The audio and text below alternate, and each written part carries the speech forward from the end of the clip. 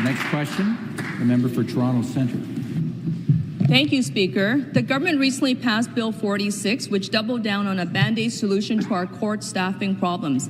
Instead of expediting efforts to hire more judges, retired judges can now return to work up to 75% full-time hours, a plan that is expensive, flawed, and unsustainable. My question to the Premier is simple.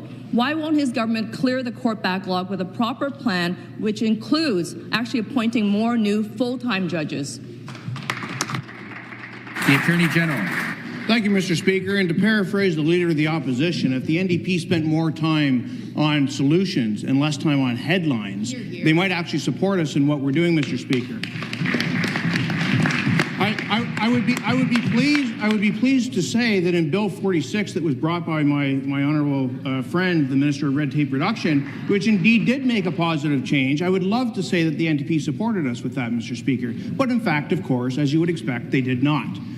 Now, Mr. Speaker, in terms of adding more judges, we have added another judge, Mr. Speaker. We've added a judge to Fort Francis recently, and I think that's a fantastic addition. We're constantly doing improvements to make sure we have court capacity.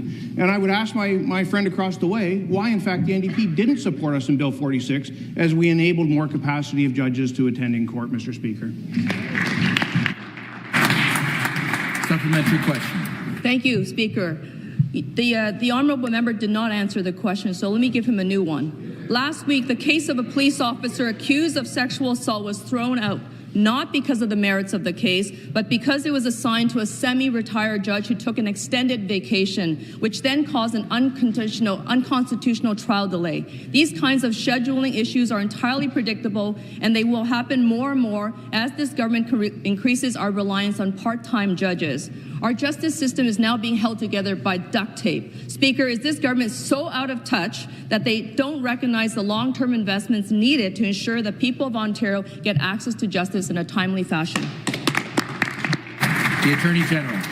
Again, Mr. Speaker, if they spend more time on the front lines and less time on headlines, Mr. Speaker, we would actually be able to work together to improve the system. But we'll do it without them. That's okay, Mr. Speaker. I'm not going to speak to any particular case, but I cannot believe that the NDP are calling for me to interfere with judicial independence and scheduling of courts, Mr. Speaker. I just cannot believe it.